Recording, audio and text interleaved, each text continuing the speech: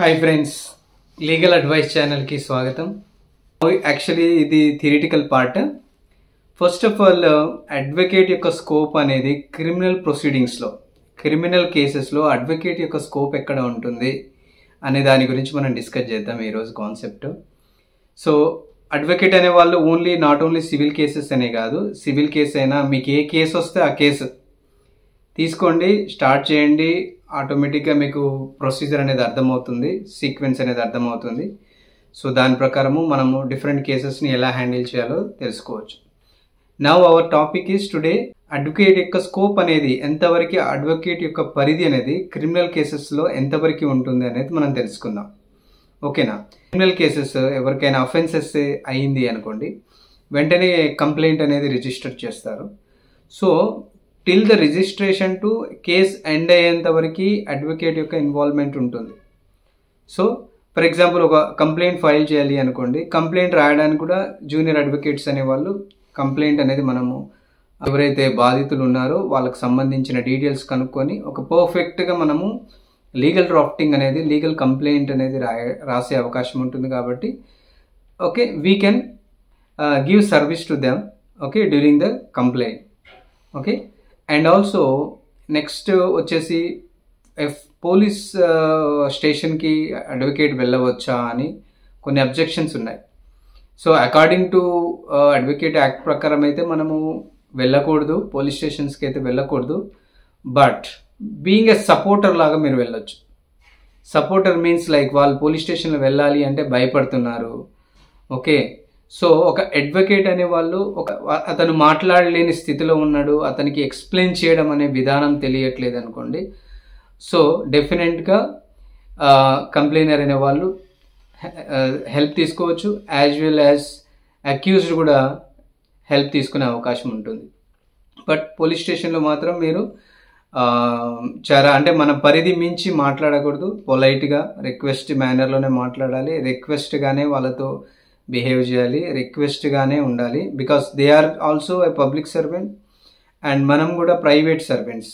ప్రైవేట్గా మన సర్వీసెస్ కూడా మనం పీపుల్స్కి ఇస్తున్నాం. కాబట్టి అక్కడ ఏమి జరిగింది అనేది ఎలా అవుతుంది, సో ఒకవేళ ఆ వ్యక్తిని ఒకవేళ హింసించే దాఖలాలు ఏమైనా ఉన్నాయా, ఓకే, అంటే మన యొక్క లీగల్ ప్రొవిజన్స్ మించి వాళ్ళు ఏమైనా చేస్తున్నారా.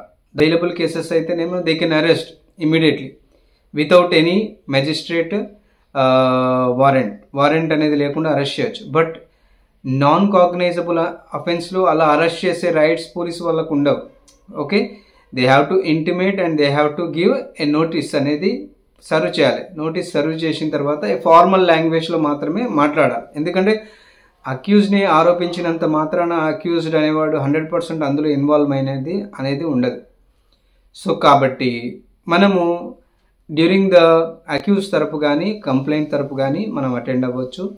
అండ్ ఆల్సో లైక్ ఇన్వెస్టిగేషన్ ఆఫీసర్స్తో కూడా మీరు మాట్లాడి ఓకే మీ యొక్క ప్రజెంట్లో కూడా వాళ్ళని సమ్ క్వశ్చన్స్ అడగడం కానీ, ఇన్వెస్టిగేషన్ చేయడం కానీ, ఐదర్ మీ దగ్గర ఏమైనా డాక్యుమెంట్స్ ఉన్నాయి అనుకోండి, అడ్వకేట్ గారు ఏం చేయొచ్చు, ఒక లీగల్ నోటీస్ ద్వారా కానీ ఓకే లీగల్గా పోలీస్ వారికి కూడా మీ ఎవిడెన్సెస్ అనేది ప్రొడ్యూస్ చేసి కొద్దిగా ఫెయిర్ ట్రయల్ చేయమని మనం రిక్వెస్ట్ చేసుకునే అవకాశం ఉంటుంది. But in the police station you should always be polite. Okay, దురుసుగా ప్రవర్తించకూడదు. అడ్వకేట్ అనేవాళ్ళు చాలా ఓపికస్తుల్లాగా ఉండాలి అడ్వకేట్ అనేవాళ్ళు. ఓకేనా? సో ఫర్దర్ మనము ఎలా ఉంటుందో లైక్ వీడియోలో సెషన్ స్లైడ్స్ అనేది చూద్దాం. Advocate scope in criminal cases.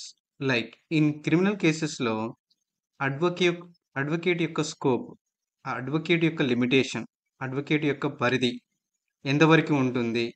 So మనము ఒక క్రిమినల్ కేసెస్లో ఒక అడ్వకేట్ అనేవాడు ఎక్కడి వరకు ఇన్వాల్వ్ అవ్వచ్చు అనే దాని గురించి డిస్కషన్ చేద్దాం. సో బేసికల్గా క్రిమినల్ కేసెస్ ప్రొసీజర్స్ మనం చూసుకున్నట్టయితే, క్రిమినల్ కేసెస్లో ఫస్ట్ ఎవరైనా ఒక వ్యక్తి పోలీస్ స్టేషన్లో వెళ్ళి కంప్లైంట్ చేస్తారు. Okay, whenever they complaint is filed, then the criminal case will start, right? So once the criminal case అనేది స్టార్ట్ అవ్వగానే ఫస్ట్ పోలీసు వాళ్ళు చేసేది ఏంది, ఎఫ్ఐఆర్ అనేది ఫైల్ చేస్తారు. ఓకే. దాన్ని ఫస్ట్ ఇన్ఫర్మేషన్ రిపోర్ట్ అంటాం. వన్స్ ఫస్ట్ ఇన్ఫర్మేషన్ రిపోర్ట్ అయిన తర్వాత వెంటనే పోలీసు వారు కొంత టైం తీసుకొని పోలీస్ ఇన్వెస్టిగేషన్ అనేది చేస్తారు. ఓకే. పోలీస్ ఇన్వెస్టిగేషన్ అనేది అండర్ సెక్షన్ బిఎన్ఎస్ఎస్ ప్రకారము 176-195 ఓకే. సెక్షన్స్ ప్రకారము పోలీస్ ఇన్వెస్టిగేషన్ అవుతుంది. So, next during the time ఎప్పుడైతే మనకి ఎఫ్ఐఆర్ అవుతుందో తర్వాత వెంటనే గ్రీవియన్స్ హర్ట్ ఉంది. ఏదైనా కాగ్నైజబుల్ ఎఫెన్స్ ఉంది అనుకోండి. కాగ్నైజబుల్ ఎఫెన్స్ ఏదైనా మర్డర్ కేస్ గాని లేదంటే ఏదైనా ప్రాణాంతకమైన కేస్ ఏదైతే ఉంది, ఇంజ్యూరీస్ ఎక్కువైనాయి అనగానే ఇమ్మీడియేట్ పోలీస్ వాళ్ళు యాక్షన్ తీసుకొని ఆ వ్యక్తిని అరెస్ట్ చేసే అవకాశం ఉంటుంది. సో, అరెస్ట్ అనేది ఏ సందర్భంలో అరెస్ట్ చేయాలి అనేది సెక్షన్ 35-55 బిఎన్ఎస్ఎస్‌లో మనకు క్లియర్‌గా డిస్క్రైబ్ చేసి ఉంటుంది. నెక్స్ట్ బెయిల్ అనేది ఏంటి? ఒకవేళ అరెస్ట్ అయిన తర్వాత ఆ వ్యక్తిని ఏ విధంగా బయటికి తీసుకొని రావాలి? బికాస్ లైక్ అక్యూజ్డ్ అనగానే అతను 100% చేశారు అనేది నమ్మకం ఉండదు. There may be chances. Okay. He might not do any offence. But కొన్నిసార్లు అన్‌ఫార్చునేట్‌లీ వాళ్ళ పేరనేది ఉండడం జరుగుతుంది. సో, ఆ సందర్భాల్లో సో, అతన్ని కోర్ట్ నుంచి విడిపించడానికి మనం ఏసే ఒక అడ్వకేట్ గారు యూజ్ చేసేదే bail. Bail process. So, bail అయిపోయినగానే కోర్ట్ వారు కొన్ని షూరిటీస్ పెట్టుకోమంటారు. సో, షూరిటీస్ అనేది ప్రొడ్యూస్ చేస్తే then they will come out from the police station నుంచి సారీ జైల్‌లో నుంచి రిమైండ్ నుంచి బయటికొచ్చే అవకాశం ఉంటుంది. సో, ఈ టాపిక్ ఏంటి అంటే కంప్లీట్‌గా అడ్వకేట్ యొక్క స్కోప్ ఇన్ క్రిమినల్ కేసెస్ గురించి మనం డిస్కస్ చేస్తాం. ఓకేనా? So, coming to the structure. ఈ స్ట్రక్చర్ చూసారనుకోండి. ఇక్కడ క్రిమినల్ కేసెస్ అనేది from the police station to court వరకి. ఓకే. పోలీస్ స్టేషన్ దగ్గర నుంచి కోర్ట్ వరకి వెళ్ళే సందర్భాలలో మనకు ఈ స్టేజెస్ ఉంటాయి. ఓకే. సో, బిఫోర్ మనము ఒక జూనియర్ అడ్వకేట్ గాని ఏ ఏ సందర్భాల్లో మనము ఆ కేస్‌లో ఇన్వాల్వ్ అవ్వచ్చు? ఏ విధంగా మనం రెవెన్యూ జనరేట్ చేసుకోవచ్చో చూద్దాం. సో, ఫస్ట్ ఆఫ్ ఆల్ ఏంది అంటే ఫస్ట్ ఆప్షన్ వచ్చేసి complaint. Okay. There will be 2 provisions like advocate will be available for the complainer and as well as accused. Okay. కంప్లెయినర్‌కి, అక్యూజ్డ్‌కి ఇద్దరికి అడ్వకేట్స్ ఉంటారు బిగినింగ్‌లో. సో, మనకు ఫస్ట్ ఒక కంప్లెయింట్ అనేది మనం రాయాలి అంటే అడ్వకేట్ గారు కంప్లెయింట్ అనేది రాయొచ్చు. సో, అడ్వకేట్ కంప్లెయింట్ రాసి ఎవరైతే కంప్లెయినర్ ఉంటారో ఆ కంప్లెయినర్‌కి అడ్వకేట్ దగ్గరికొచ్చి సార్ ఇది సిట్యుయేషన్ ఇలా అయింది. ఓకే. ఈ విధంగా మమ్మల్ని బాధపెట్టారు. లేపోతే సంథింగ్ గ్రీవియన్స్ ఎఫెక్ట్ ఉంది అంటే క్లయింట్స్ వచ్చేసి ఒక అడ్వకేట్‌ని అప్రోచ్ అవుతారు. సో, అడ్వకేట్ అనేవారు కంప్లెయింట్ కూడా ఒక రాసి కంప్లెయింట్‌ని కూడా డ్రాఫ్ట్ చేసి ఇవ్వచ్చు. Otherwise client okay. క్లయింట్ ఒక కంప్లెయినరే డైరెక్ట్ ఒక పోలీస్ స్టేషన్ దగ్గరికి వెళ్లి పోలీస్ స్టేషన్‌లో కంప్లెయింట్ అనేది ఫైల్ చేస్తారు. సో, ఫైల్ చేసేటప్పుడు అక్కడ 2 బేసెస్ మీద ఫైలింగ్ అవుతుంది. ఒకటి కాగ్నైజబుల్ అఫెన్స్ అంటారు. ఇంకోటి నాన్ కాగ్నైజబుల్ అఫెన్స్ అంటారు. కాగ్నైజబుల్ అఫెన్స్ చూసినట్లయితే కాగ్నైజబుల్ అఫెన్స్‌లో చూసినట్టయితే గ్రీవియస్ గ్రీవియస్ ఎఫెక్ట్ ఉండాలి. ఓకే. చాలా సందర్భాల్లో ఆహ్, గ్రీవియస్ హర్ట్ అనేది ఉందనుకోండి. అప్పుడు దాన్ని కాగ్నైజబుల్ అఫెన్స్ లాగా ట్రీట్ చేస్తారు. ఇమ్మీడియేట్‌గా ఎఫ్ఐఆర్ అనేది ఆహ్, రిజిస్టర్ అవుతుంది. వెంటనే అరెస్ట్ ప్రాసెస్ అనేది అవుతుంది. అండ్ వెంటనే అక్యూజ్డ్ ఎవరైతే వీళ్ళు కంప్లెయింట్‌లో ఎవరినైతే మెన్షన్ చేశారో అక్యూజ్డ్ వాళ్ళని పోలీసు వాళ్ళు అరెస్ట్ చేసేది అవకాశం ఉంటుంది. Okay. So, second scenario non cognizable offence అంటే కొన్ని క్రిమినల్ అఫెన్సెస్ దాంట్లో హర్ట్ అనేది తక్కువగా ఉంటుంది. ఓకేనా? హర్ట్ చేయడము, లేకపోతే అందులో జరిగిన యొక్క క్రూరత్వం అనేది తక్కువగా ఉన్న కేసులలో వెంటనే పోలీసు వారు ఏం చేస్తారు, ఐదర్ స్టేషన్ బెయిల్ అయినా ఇస్తారు. అదర్‌వైజ్ కోర్ట్ దగ్గరికి వెళ్లి కోర్ట్‌లో బెయిల్ అనేది తీసుకునే అవకాశం ఉంటుంది. So, first of all advocate scope గురించి మనం చూసినప్పుడు ఫస్ట్ వచ్చేసి కంప్లెయింట్ రాయడానికి ఒక అడ్వకేట్ అనేవాళ్ళు కంప్లెయింట్ రాయడానికి యూజ్ అవుతాయి. ఓకే. సర్వీసెస్ యూజ్ అవుతాయి. నెక్స్ట్ ఎఫ్ఐఆర్ కంప్లీట్ కాగానే వెంటనే ఏమవుతుంది? ఓకే. ఇన్వెస్టిగేషన్ అనేది స్టార్ట్ అవుతుంది. This is the FIR now. FIR వచ్చింది. అండ్ వెంటనే పోలీసు వాళ్ళు ఇన్వెస్టిగేషన్ అనేది స్టార్ట్ చేస్తారు. ఓకే.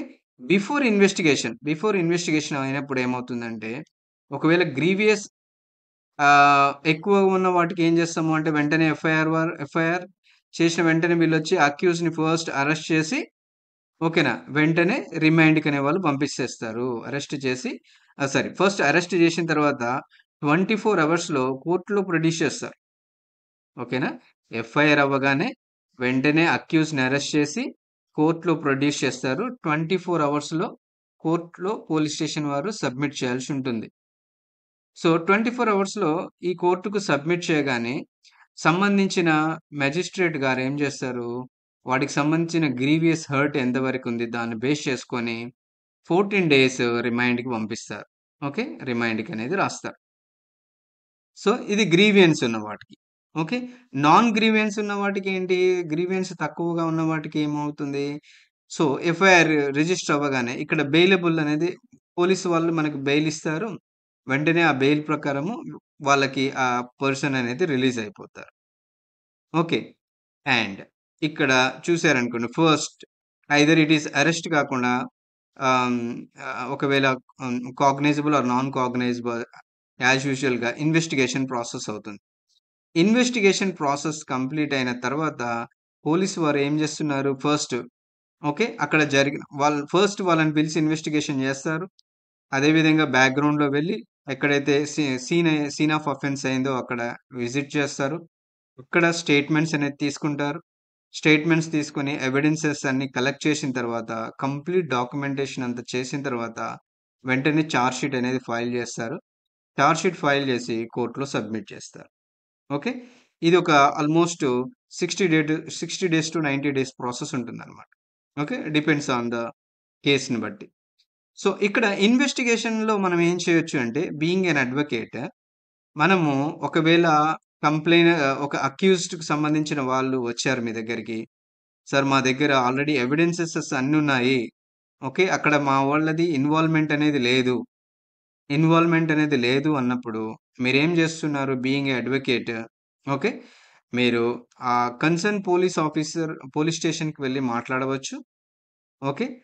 మాట్లాడవచ్చు అంటే మనం గొడవ పెట్టుకునే విధంగా మాట్లాడొద్దు. పోలీసు వాళ్ళు వాళ్ళ యొక్క విధి, కర్తవ్యం నిర్వహిస్తారు గాబట్టి, వాళ్ళతోటి చాలా పొలైట్‌గా మాట్లాడి, మన కేస్‌కి సంబంధించిన డీటెయిల్స్ అన్నీ చెప్పేసి, ఓకే, డైరెక్ట్ బై వాళ్ళకి కలిసి ఒక అప్లికేషన్ అనేది ఇప్పియొచ్చు. ఓకేనా. ఈ అక్యూజ్డ్‌కి సంబంధించిన వారు వాళ్ళ దగ్గర ఎటువంటి ఎవిడెన్సెస్ అయితే ఉన్నాయో, ఆ ఎవిడెన్సెస్‌ని అన్నీ కలెక్ట్ చేసుకొని ఒక అప్లికేషన్, ఓకే, ఆ స్టేషన్ హౌస్ ఆఫీసర్ గాని, సూపరింటెండెంట్ పోలీస్ గాని అధికారికి ఒక ఫార్మల్ లెటర్ అనేది ఇవ్వాలి. అలాంగ్ విత్ ఫార్మల్ లెటర్ ఇచ్చేసి, మీ దగ్గరున్న ఎవిడెన్సెస్ అనేది ప్రొడ్యూస్ చేసి, ఓకే, సార్, దీంట్లో మా యొక్క ఇన్వాల్వ్‌మెంట్ లేదు. ఇదిగోండి ఆధారాలు అని మీ దగ్గర ఏమైనా పర్టిక్యులర్ ఎవిడెన్స్ ఉంటే వాళ్ళకి ఇన్వెస్టిగేషన్ ఆఫీసర్‌కి ప్రొడ్యూస్ చేస్తే వాళ్ళు తీసుకుంటారు. తీసుకొని ఒకవేళ మీది వ్యాలిడే అయింది అనుకోండి. ఓకే. మీరు చెప్పేయన్ని కరెక్ట్‌గా ఉంది. ఈ కేస్‌కి సంబంధించిన విషయాలు లేవు. మీది ఇన్వాల్వ్‌మెంట్ లేదు అనుకోండి. Be before charge sheet file అయ్యేటప్పుడు యాక్చువల్‌గా మీ నేమ్ అనేది ఆ కేస్‌లో నుంచి మీ నేమ్ తీసే అవకాశం ఉంటుంది. I mean to say, criminal యొక్క అక్యూజ్డ్ యొక్క నేమ్ తీసే అవకాశం ఉంటుంది. ఓకే. సో, ఈవెన్ అక్యూజ్డ్‌కి సంబంధించిన వాళ్ళు అప్లికేషన్ పెట్టుకోవచ్చు. ఐదర్ అడ్వకేట్ కూడా ఇన్వెస్టిగేషన్ ఆఫీసర్‌కి ఒక ఫార్మల్ నోటీస్ అనేది పంపియొచ్చు. ఫార్మల్ నోటీస్ పంపించి, సో అండ్ సో పోలీస్ అధికారి గారు, ఇగో ఇక్కడ ఈ విధంగా నాకు సంబంధించిన అక్యూజ్డ్ ఎవరైతే ఉన్నారో వాళ్ళది కేస్‌లో ఇన్వాల్వ్‌మెంట్ లేదు. కాబట్టి మీరు మా మీద దయ ఉంచి ఫెయిర్ ట్రయల్ చేయండి అని జెప్పేసి కూడా మనం పోలీసు వాళ్ళని రిక్వెస్ట్ చేయొచ్చు. ఫార్మల్‌గా లెటర్ పంపించొచ్చు. పోస్టల్ ద్వారా పంపొచ్చు. లేదు అంటే మీరే డైరెక్ట్‌గా వెళ్లి ఇవ్వచ్చు. ఓకే. ఆ ప్రొవిజన్ మనకుంది. సో, దాని ద్వారా పోలీసు వారు మీ యొక్క ఇన్‌పుట్స్‌ని గూడా పరిగణలో తీసుకొని, ఒకవేళ మీరిచ్చిన ఇన్‌పుట్స్ ఏమైనా కరెక్ట్‌గా ఉంటే, ఆ వ్యక్తిని చార్జ్ షీట్‌లో నుంచి ముందుగానే రిమూవ్ చేసే అవకాశం ఉంటుంది. ఒకవేళ రిమూవ్ చేయలేదు, ఒకవేళ పట్టించుకోలేదు అనుకోండి, మేబీ వెంటనే వాళ్ళు పోలీసు వారు మొత్తం ఇన్వెస్టిగేషన్ కంప్లీట్ అయిన తర్వాత కోర్ట్‌లోకి సబ్మిట్ జేస్తారు. ఓకే. వాళ్ళ డీటెయిల్ ఇన్ఫర్మేషన్ మొత్తం. అందులో ఎఫ్ఐఆర్ ఉంటుంది. కేస్ డైరీ ఇన్ఫర్మేషన్ ఉంటుంది. విట్‌నెస్ స్టేట్‌మెంట్స్ ఉంటాయి. CD records something. దానికి కేస్‌కి సంబంధించిన all the recorded documents will be submitted to the court. Whenever they submitted to the charge sheet in the court submit చేయగానే court వారు ఏం చేస్తారు ఇమ్మీడియేట్‌గా దాన్ని ఒక కేస్ అనేది ఆ యొక్క ఒక కేసు సీసీ నంబర్ అనేది క్రియేట్ చేస్తారు. సో, అప్పటినుంచి మనకు ఒక కేస్ అనేది డిఫైన్ అవుతుంది. వెంటనే ఆ కన్సర్న్ అక్యూజ్డ్ ఎవరైతే ఉన్నారో వాళ్ళకి సమన్స్ అనేది కోర్టు ద్వారా అపియరెన్స్ కామని చెప్పేసి పంపిస్తారన్నమాట. So, during the time being an advocate ఇప్పుడు మనం ఏం చేయొచ్చు? ఓకే. నెక్స్ట్ ఆప్షన్ వచ్చేసి for example if it is bailable అనగానే పోలీస్ లైక్ బిలో 7 ఇయర్స్ వాళ్ళకి వెంటనే పోలీస్ స్టేషన్‌లో బెయిల్ ఇస్తుంది. వాళ్ళు బయటకొచ్చేస్తారు. That is one process. Another process ఏంది అంటే ఒకవేళ మీరు ఇన్వాల్వ్‌మెంట్ అనేది లేదు. అయినా గాని మిమ్మల్ని వాళ్ళు అరెస్ట్ చేసే అవకాశం ఉంది అని తెలిసినప్పుడు మీ కంప్లీట్ డీటెయిల్స్ అనేది ఒక యాంటిసిపేటరీ బెయిల్ అనేది ఒక పిటిషన్ తయారు చేసి దానికి సంబంధించిన ఎవిడెన్సెస్ ఎఫ్ఐఆర్ కాపీస్ ఏమైనా ఉంటే ఎఫ్ఐఆర్, కంప్లెయింట్ కాపీ ఉంటే కంప్లెయింట్ కాపీ, చార్జ్ షీట్ ఉంటే చార్జ్ షీట్ కాదు. ఇన్వెస్టిగేషన్ సంబంధించిన ఏమైనా డాక్యుమెంట్స్ ఉంటే మీ దగ్గర డాక్యుమెంట్స్ ప్రొడ్యూస్ చేసి వెంటనే మీరు ఆ కన్సర్న్ డిస్ట్రిక్ట్ కోర్ట్‌లో సెషన్ కోర్ట్‌లో యాంటిసిపేటరీ బెయిల్ ఫైల్ చేయవచ్చు. గ్రీవియన్స్ హర్ట్ ఉన్నాయి. ఒకవేళ అంటే non cognizable offences grievous hurt ఉన్నాయి. ఒకవేళ నాన్ గ్రీవియస్ హర్ట్ ఉన్నాయనుకోండి, నాన్ కాగ్నైజబుల్ ఉన్నాయనుకోండి, అప్పుడేం జేస్తాము, కన్సర్న్ వాళ్ళు ఏ కోర్ట్ పరిధిలో మీరు కేస్ రిజిస్టర్ అవుతుందో, ఆ కోర్ట్ పరిధిలో మీరు యాంటిసిపేటరీ బెయిల్ అప్లికేషన్ అనేది వేయవచ్చు.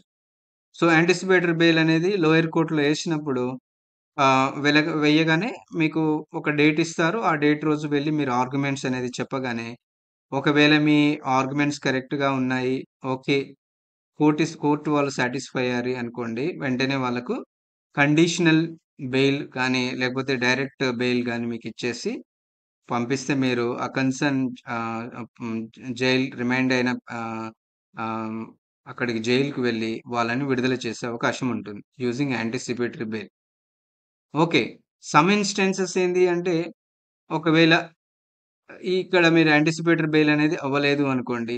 నెక్స్ట్ మీరు హైకోర్ట్‌లో కూడా యాంటిసిపేటరీ బెయిల్ అనేది ఫైల్ జేసుకోవచ్చు. ఓకే. అలా కూడా ప్రొవిజన్ ఉంది.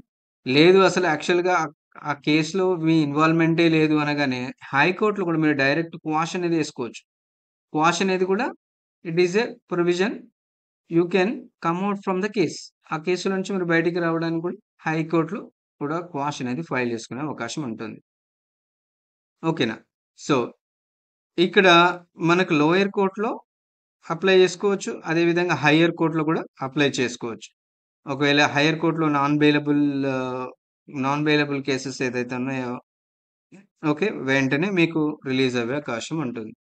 సో, బీయింగ్ ఎ అడ్వకేట్ ఒకవేళ సో, ఆహ్, ఇందులో కూడా పోలీసు వాళ్ళు కూడా బెయిల్ ఇవ్వలేదు అనుకోండి. ఇన్ దట్ సందర్భాల్లో బెయిల్ అనేది కూడా మీరు డైరెక్ట్‌గా డిస్ట్రిక్ట్ కోర్ట్‌లో గాని, లేదంటే కన్సర్న్ కోర్ట్‌లో మీరు బెయిల్ అప్లికేషన్ అనేది ఫైల్ చేసుకుంటే, మీకు కూడా రిలీఫ్ అనేది వస్తుంది. అక్యూజ్డ్‌ని బయటికి తీసుకొచ్చే అవకాశం ఉంటుంది. ఓకే. సో, మీకిక్కడ కంప్లెయింట్ కాడ మీరు రెవెన్యూ జనరేట్ చేసుకోవచ్చు. ఇన్వెస్టిగేషన్ అప్పుడు మీరు నోటీస్ పంపించినప్పుడు జనరేట్ చేసుకోవచ్చు.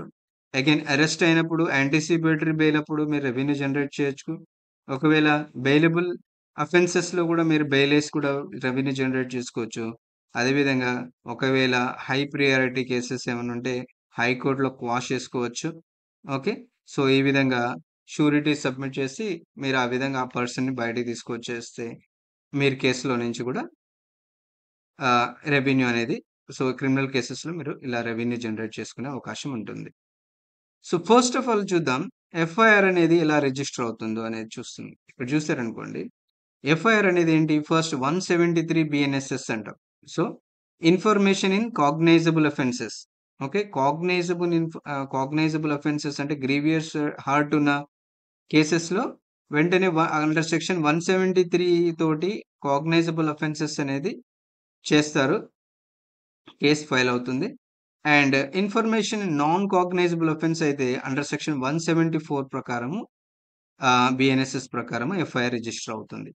175 బిఎన్ఎస్ఎస్ ఏంటంటే procedure if police refuse to registered FIR. Okay. Okay. 175 ప్రకారం ఏందంటే ఒకవేళ గ్రీవియస్ అట్లేదు, అందులో ఇన్వాల్వ్‌మెంట్ అనేది లేదు, అసలు కేస్‌కి సంబంధం లేదు అని అనుకోండి. 175 ప్రకారము పోలీస్ అనేవాళ్ళు దాన్ని రి రిఫ్యూజ్ చేసే అవకాశం గూడా ఉంటుందన్నమాట under section. So, next in arrest చూద్దాం. అరెస్ట్ అంటే ఏంటి? ఎన్ని సెక్షన్ 35లో మనకు బిఎన్ఎస్ఎస్ సెక్షన్ 35 చూపిస్తుంది. When police May arrest without warrant. Okay. Under section 35 ప్రకారము వారెంట్ అనేది లేకుండా అరెస్ట్ చేసుకోవచ్చు అనేది ఈ ప్రొవిజన్ మనకు సెక్షన్ 35 మీద డిఫైన్డ్ అవుతుంది. చెప్తున్నారు. అండర్ సెక్షన్ 36 అనుకోండి procedure for arrest and duties of officer. So, ఈ సెక్షన్ ఏం డిఫైన్ చేస్తుంది? ఓకే. ప్రొసీజర్ ఆఫ్ అరెస్ట్ మీరు ఎప్పుడు అరెస్ట్ చేయాలి అండ్ పోలీస్ ఆఫీసర్ యొక్క డ్యూటీస్ ఏంటి అనేది ఈ సెక్షన్ మనకు ఇందులో కంప్లీట్ డీటెయిల్స్ ఉంటాయన్నమాట. 37 వచ్చేసి right to know ground of the arrest and right to legal council. So, ఒక అక్యూజ్డ్ పర్సన్ ఒకవేళ అరెస్ట్ అయినప్పుడు, సో, అక్యూజ్డ్ పర్సన్ ముందుగా ఎందుకు అరెస్ట్ అవుతున్నారు అనేది, ఏ గ్రౌండ్ బేసిస్ చేసుకొని అరెస్ట్ చేస్తున్నారు అనేది 36 సెక్షన్‌లో ఇస్తున్నారన్నమాట. ఈ ప్రొవిజన్ ప్రకారము వారు లీగల్ కౌన్సిల్‌ని కలిసే అవకాశం ఉంటుంది. లీగల్ కౌన్సిల్ హెల్ప్ తీసుకునే అవకాశం ఉంటుంది. 37 రూల్ అనేది సెక్షన్ అనేది చెప్తుంది. 38 వచ్చేసిందనుకోండి rights of arrested person. Arrested person rights అనేది అండర్ సెక్షన్ 38 ప్రకారం ఉంటుంది.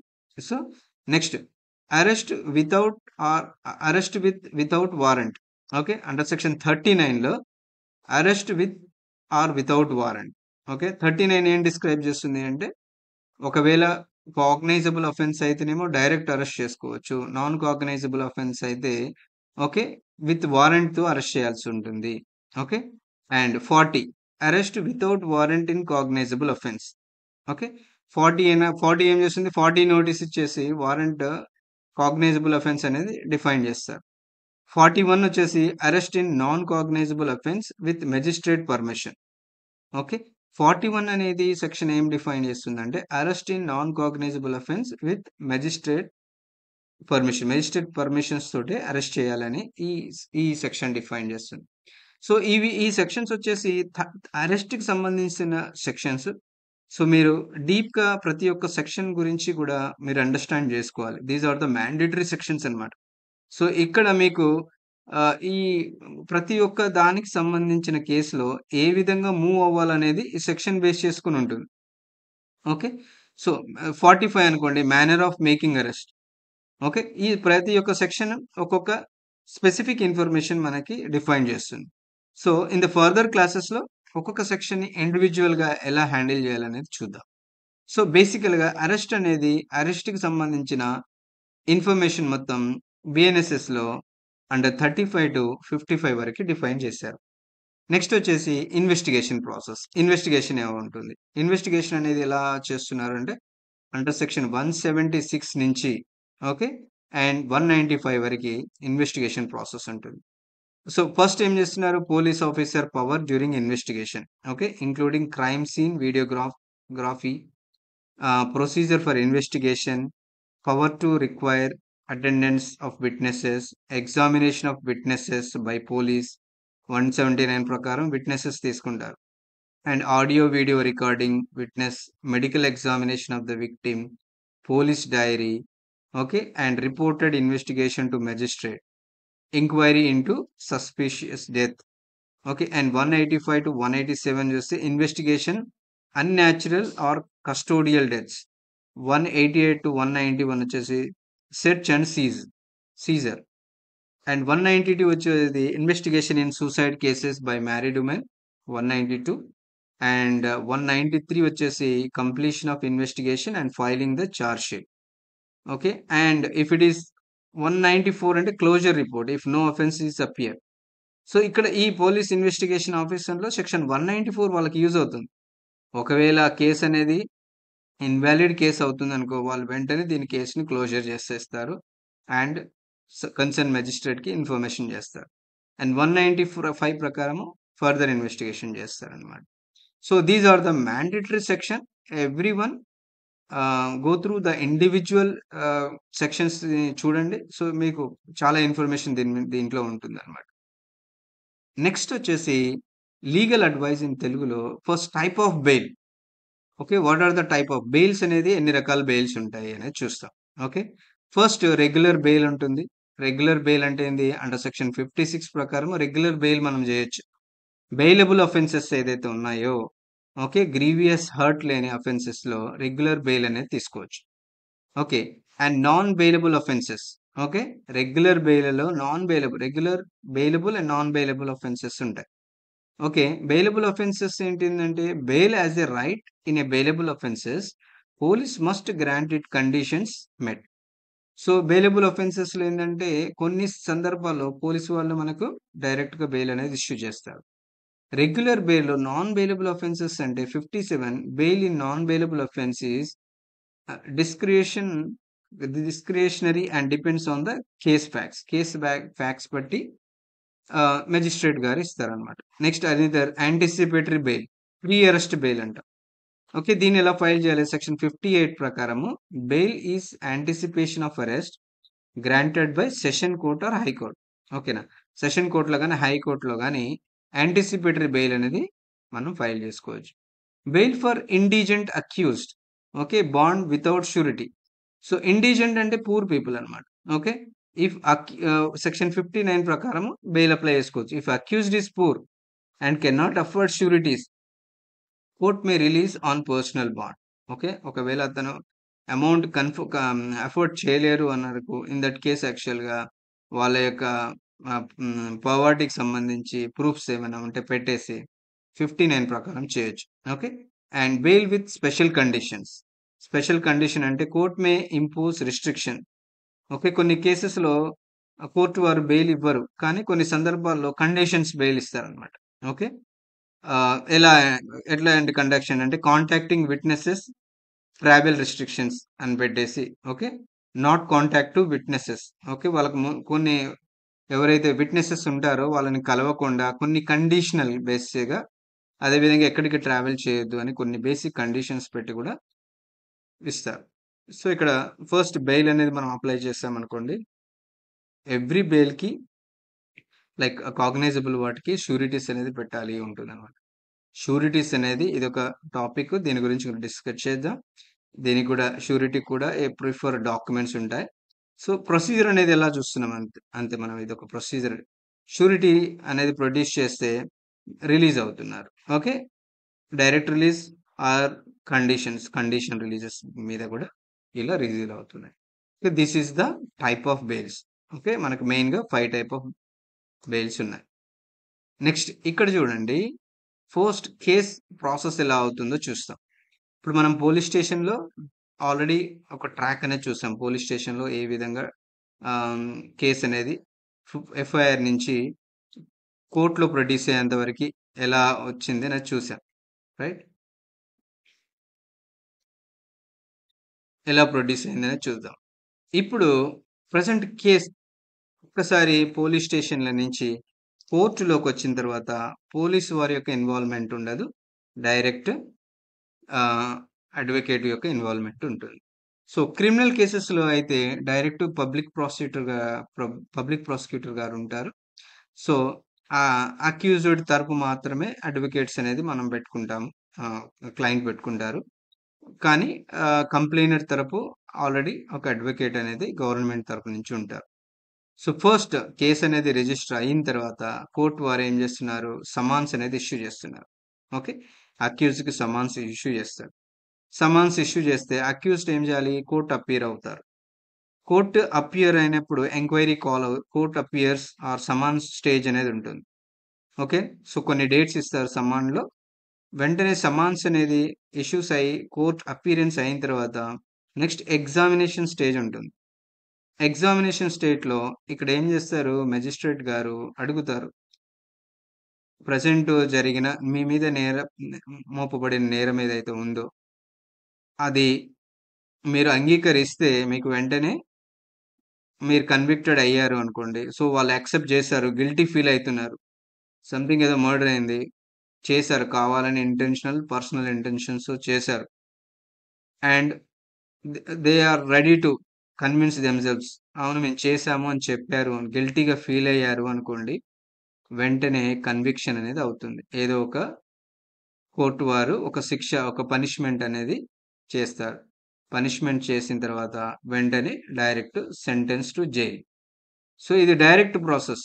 ఇప్పుడేందంటే already he committed some offence. Intentionally or forcefully ఒకవేళ ఇంటెన్షనల్‌గా చేసినా, లేకైతే వేరే వ్యక్తుల యొక్క డబ్బు తీసుకొని వేరే వాళ్ళు ఇతన్ని కంపెల్ చేసి చేయమని చెప్పినా, ఏదైనా సరే నేరమే. నేరం కిందికి వస్తది కాబట్టి, if they feel guilty then there is a provision for they will directly give a conviction. So, they will simply go to jail. So, అన్నమాట. Some scenario, okay, they are not ready to accept. Okay. వాళ్ళకు అది వాళ్ళు చేయలేదది. But intentionally their name was added. So, during the time examination స్టేజ్‌లో వారేం జెప్తారు, మేము గిల్టీ‌గా ఫీల్ అవ్వడం లేదు. వి ఆర్ నాట్ గిల్టీ అని జెప్తారు. గిల్టీ ఫీల్ అవ్వలేదనుకోండి, ఎగ్జామినేషన్ కంప్లీట్ అవ్వగానే వెంటనే ఫ్రేమింగ్ ఆఫ్ ద చార్జెస్ అంటారు. Framing of the charges. So, case అనేది ఇక్కడి నుంచి స్టార్ట్ అవుతుంది.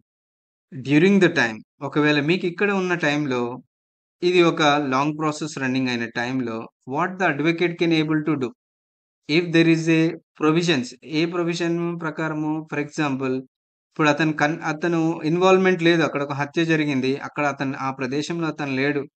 He was somewhere. బట్ కావాలని వాళ్ళ పేర్లు ఇన్వాల్వ్ చేశారు.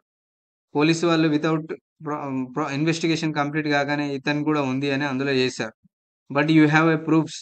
మీరక్కడ లేరు అనేది మీరు మీరు ప్రూవ్ చేసుకునే మీ దగ్గర ఆధారాలున్నాయి. మీ ఇన్వాల్వ్‌మెంట్ లేదనే ఆధారాలున్నాయి. లేదు అంటే ఎఫ్ఐఆర్‌లో కావాలని ఇంటెన్షనల్‌గా మీ పేరు ఇన్వాల్వ్ చేశారు. సో, ఎఫ్ఐఆర్‌లోనే లోటుపాట్లున్నాయి. విట్‌నెసెస్‌లో రాంగ్ విట్‌నెసెస్ ఉన్నాయి. విట్‌నెసెస్ అందరూ వాళ్ళ ఫ్యామిలీ మెంబర్స్ ఎలాగో ఫ్యామిలీ మెంబర్స్ అనుకోండి వాళ్ళ గురించి పాజిటివ్ చెప్తారు. ఎవరు బయట వాళ్ళు అనేవాళ్ళు డైరెక్ట్ ఐ విట్‌నెసెస్ అనేది లేరు. So in that case, there may be so many provisions. There may be so many situation you can identify. So first of all, ఏంది అంటే you have to read the FIR complete FIR point to point read చేయండి. Point to point read చేయగానే మీకు ఎక్కడో ఒక కాడ there will be a place you can find the a fact. ఆ ఫ్యాక్ట్‌ని base చేసుకొని రాంగ్ ఫ్యాక్ట్ ఇది కరెక్ట్ కాదు. ఈ ఫ్యాక్ట్ వల్ల మనము ఫైట్ చేయొచ్చు అనుకోండి. ఆ ఫ్యాక్ట్‌ని అనేది తీసుకోండి. సో, పోలీస్ వారు ఏం చేస్తున్నారు మీకు ఒక పోలీస్ స్టేషన్‌లో ఎఫ్ఐఆర్ కాపీ ఇస్తారు. ఎఫ్ఐఆర్ కాపీతో పాటు ఎఫ్ఐఆర్‌తో పాటు కంప్లెయింట్ కాపీ ఉంటుంది. వాళ్ళు ఇన్వెస్టిగేషన్ చేసిన విట్‌నెసెస్ స్టేట్మెంట్స్ ఉంటాయి. అదే విధంగా ప్రాపర్ డాక్యుమెంట్స్ అనేది మనకిస్తారు. ఓకే. లిమిటెడ్ ఇస్తారు. మొత్తం కంప్లీట్ ఇన్ఫర్మేషన్ ఇవ్వరు. There is a limited they will provide. But if you want okay. More documents కావాలి. You need a CC hmm. Cameras report కావాలి అనుకోండి. Or you want some photographs కావాలి అనుకోండి. Then we already discussed certified copies అనే ఒక provision ఉంది. Okay. Certified copies అనేది ఉంది కదా! మనం సెక్షన్ ఆఫీస్‌లోకెళ్ళి ఆ కన్సర్న్ కోర్ట్‌కి సంబంధించిన నాకు ఈ సర్టిఫైడ్ కాపీస్ కావాలి. లేపోతే మీకు కావాల్సిన వీడియోగ్రాఫ్స్ కావాలి, ఆడియోగ్రాఫ్స్ కావాలి అనగండి. మీరు సర్టిఫైడ్ కాపీ ఫైల్ చేస్తే కోర్ట్ వారి యొక్క డైరెక్షన్స్‌తో మీకు డాక్యుమెంట్స్ అనేది వస్తాయి. సో, యూ ఆల్రెడీ సో, ఇక్కడ మనము మన క్లయింట్ అక్యూజ్డ్‌కి అసలు సంబంధమే లేదు. But they are intentionally involved. So, మీకు కేస్ స్టార్ట్ అయిన దగ్గర నుంచి ఫ్రేమింగ్ ఆఫ్ ద చార్జెస్ అయ్యేంత వరకు మీకు డిశ్చార్జ్ పిటిషన్ అనేది ఒక ప్రొవిజన్ ఉంటుంది. ఓకే. డిశ్చార్జ్ పిటిషన్ ఉంటుంది. ఓకే. డిశ్చార్జ్ పిటిషన్ అనేది మనము సేమ్ కోర్ట్‌లో ఫైల్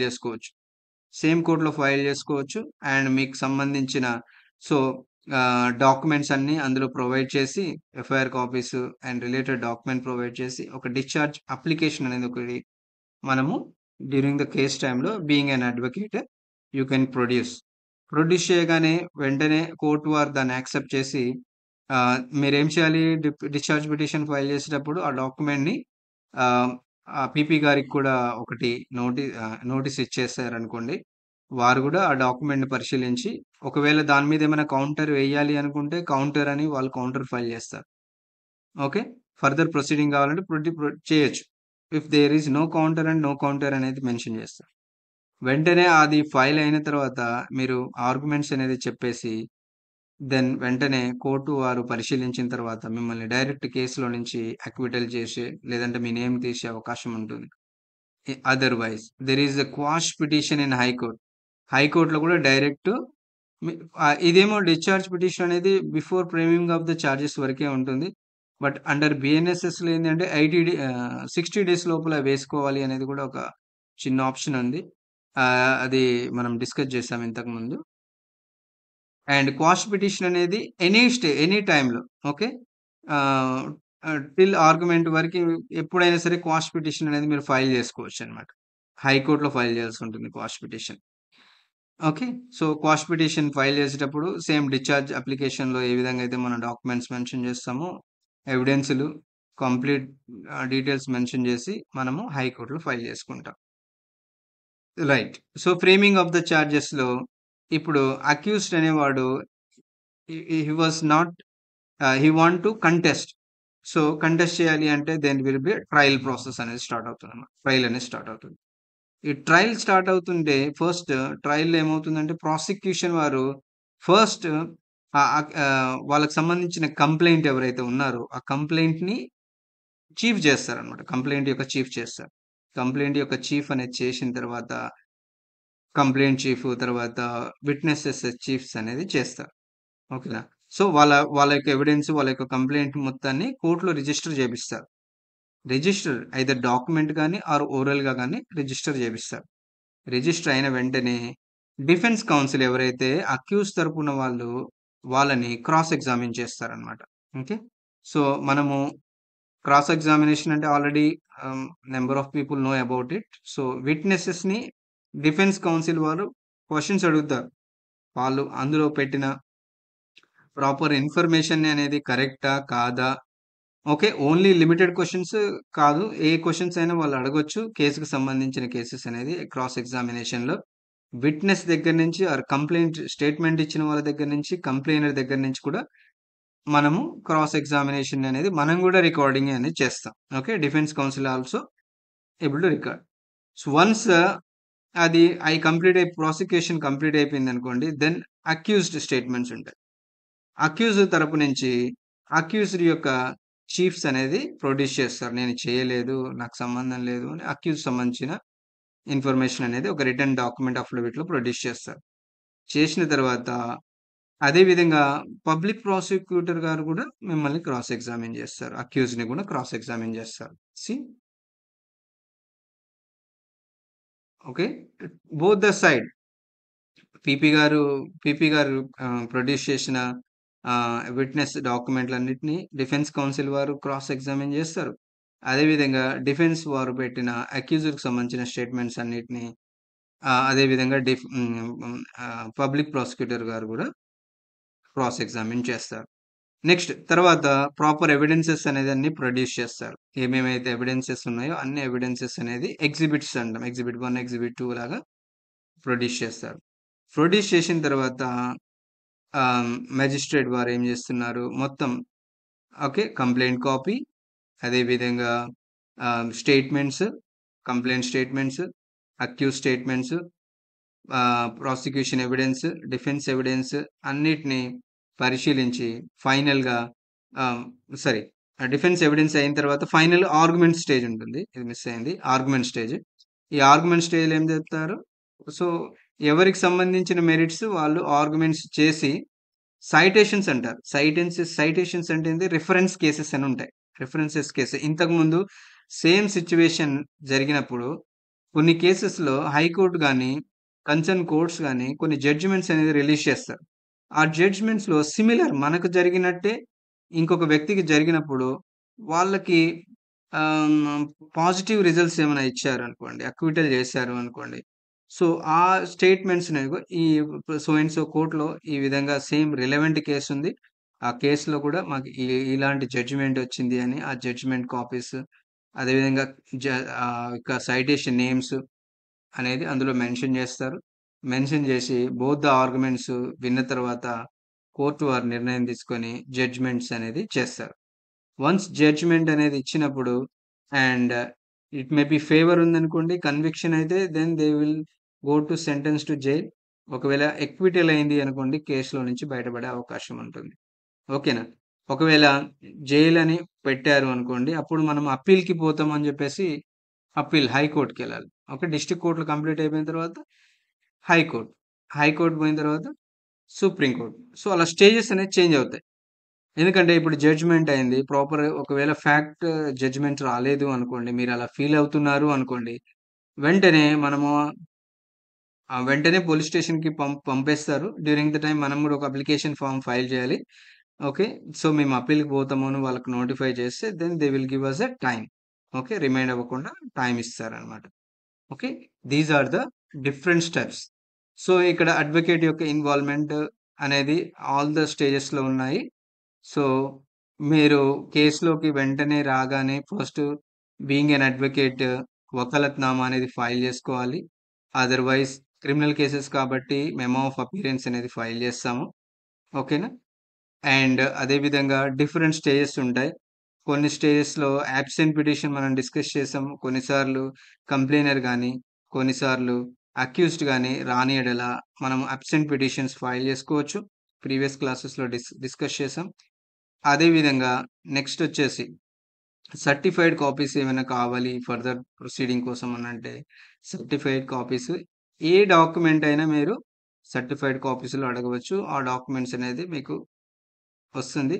దానివల్ల ఫర్దర్ ఫ్యూచర్‌లో మీరు హైకోర్ట్‌లో గాని, అప్పీల్‌కి గాని, రివిజన్ పిటిషన్ గాని వేయాలి అనుకోండి, మనకు ఒరిజినల్ డాక్యుమెంట్స్ అనేది యూజ్ అవుతాయి.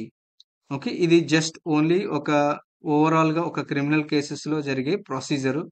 ఈ ప్రొసీజర్‌లో అడ్వకేట్ అనేవారు బిగినింగ్ కంప్లెయింట్ నుంచి till the judgement final argument వరకి ఉంటుంది. ఆఫ్టర్ జడ్జిమెంట్ ఆల్సో అప్పీల్‌లో కూడా మన ఇన్వాల్వ్‌మెంట్ ఉంటుంది. సో, కాబట్టి ప్రతి స్టేజ్‌ని మీరు నేర్చుకోవాలి. ప్రతి స్టేజ్‌లో కూడా ఏ స్టేజ్ ఎప్పుడొస్తుంది, ఎలా వస్తుంది అనేది కూడా నేర్చుకోవాలి. Like that is the structure, whatever the structure I defined it for the in the criminal cases. Okay, till from the complaint to charge sheet and filing the criminal cases. Later, after summons to judgment, and after that also there will be provision. We will be having a appeal. ఒకవేళ మీకు judgement మీరు fair అని మీకు అనిపించలేదు అనుకోండి, then you go for హైకోర్టులోకి వెళ్ళొచ్చు. హైకోర్టులో appeal వేసుకోవచ్చు. లేదు అంటే రివిజన్ పిటిషన్ వేయచ్చు. ఒకవేళ మెజిస్ట్రేట్ కోర్టులో అనుకోండి, మెజిస్ట్రేట్ కోర్టులో కూడా మీకు అన్నప్పుడు మీరు సెషన్ కోర్టులో కూడా మీరు రివిజన్ పిటిషన్ అనేది వేసుకునే అవకాశం ఉంటుంది. But in the session court కానీ అలాంటి హయ్యర్ లెవెల్ కోర్టులో ఆల్రెడీ ఆర్డర్ అయింది అనుకోండి, then you have to approach high court. And హైకోర్టులో కూడా మీకు ఫెయిర్ రాలేదు, లేదంటే మీ దగ్గర జస్టిఫికేషన్ మీ సైడ్ అనేది పాసిబిలిటీ ఉంది నాకే రావాలి అన్నప్పుడు, then you go for approach for the supreme court also. We can go and we can apply